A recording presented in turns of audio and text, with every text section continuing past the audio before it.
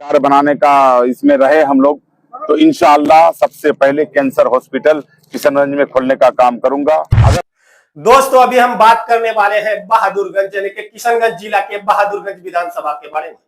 दरअसल आपको बता दूं कि बहादुरगंज विधानसभा में एआईएमआईएम के टिकट पर पूर्व विधायक तौसीफ आलम कैंडिडेट चुना गया है, जो कि सबसे पहले एआईएमआईएम पार्टी जो घोषणा किया था तो बहादुरगंज विधानसभा सीट का ही किया था, जो तौसीफ आलम को कैंडिडेट बनाया गया था।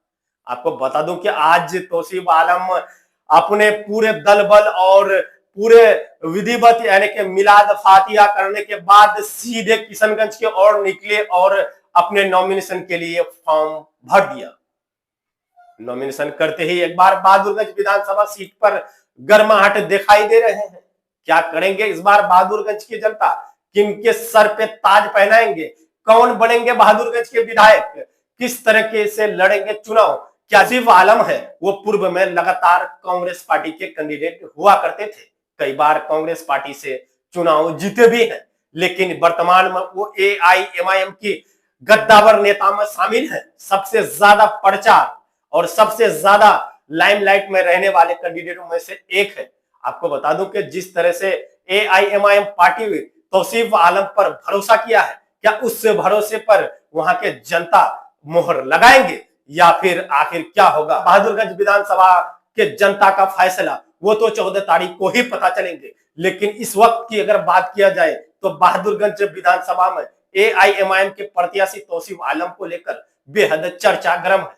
कहा जाता है कि तौसीफ आलम जब से एआईएमआईएम के दामन थामा है तो काफी लोगों की झुकाव तौसीफ आलम की तरफ देखा जा रहा है। लोग कहते हैं कि इस बार आसानी से तौसीफ आलम अपने सीट को निकाल सकते हैं, यानी कि एआईएमआईएम के झोली में अपने बहादुरगंज विधानसभा सीट को दे सकते हैं। आखिर देखने वाली बात होंगे कि 14 तारीख को किसके तरफ फैसला आता है, कौन दावेदारी के साथ लोगों के बीच अपने बातों को रख सकते हैं, कौन सा कैंडिडेट बहादुरगंज जीत पाएंगे, वो तो 14 तारीख को ही पता चलेंगे। लेकिन जिस तरह से मिलाद फातिहा और जिस तरह से नॉमिनेशन किया है तौसीफ आलम, एक बार बहादुरगंज की माहौल बिल्कुल गर्म है। दोस्तों बहादुरगंज विधानसभा को लेकर क्या कहना चाहते हैं, क्या माहौल है, कौन जीत सकता है चुनाव, आप कमेंट के माध्यम से बता सकते हैं। दोस्तों अगर हमारे साथ लगातार खबरों में बने रहना चाहते हैं तो आप यूट्यूब में केएनई न्यूज और फेसबुक में तौहीद आलम के पेज को जरूर फॉलो करें। सरकार बनाने का इसमें रहे हम लोग तो इंशाअल्लाह सबसे पहले कैंसर हॉस्पिटल किशनगंज में खोलने का काम करूंगा। अगर मजलिस का सरकार में भागीदारी रहा तो इंशाअल्लाह हम लोग किसी भी आदमी को बाहर खटने जाने नहीं देंगे। सीमांचल को हमेशा ठगने का काम किया है। नीतीश जी 20 साल रहे,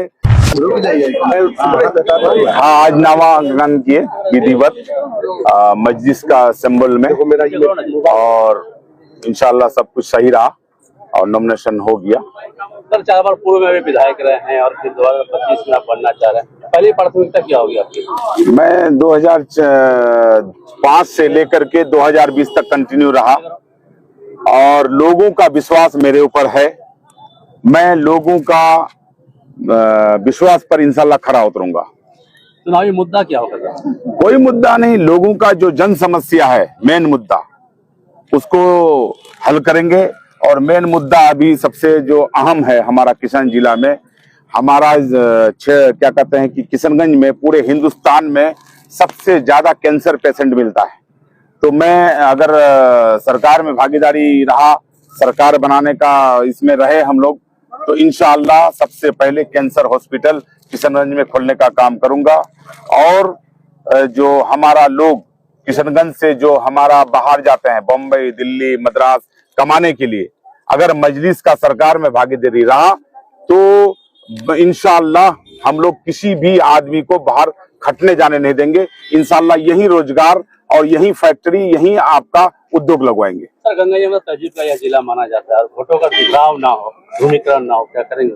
भाई मजलिस तो कहता ही है कि ये सीमांचल बिहार में भी काम हो। सीमांचल को हमेशा ठगने का काम किया है। नीतीश जी 20 साल रहे, लालू जी 15 साल रहे, आज तक सीमांचल में ही रख दिया है, एक उद्योग नहीं लगाया है।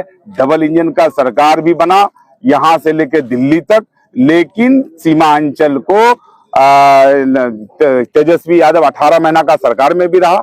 उन्होंने कहा था कि सीमांचल आयोग बनाएंगे और उन्होंने कहा था कि हम 10 लाख नौकरी देंगे, लेकिन स्वास्थ्य विभाग में एक भी नौकरी नहीं हुआ। और सीमांचल आयोग जो बनाने का वादा किया था 18 महीना का सरकार में, लालू जी का बेटा तेजस्वी यादव जी वो फिसड्डी साबित हुआ और जितना झांसा देने का दे रहा है। इतना ही कहूंगा कि सीमा अंचल में इंशाअल्लाह बीजेपी खाता नहीं खोल पाएगा। जनता से क्या मांग करेंगे?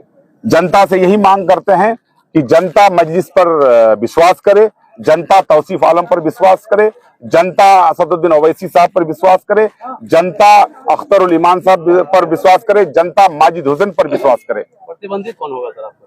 कोई प्रतिबंधी है ही नहीं। आज का डेट में बहादुरगंज विधानसभा में एक तरफा मजलिस है, प्रतिद्वंदी कोई है ही नहीं।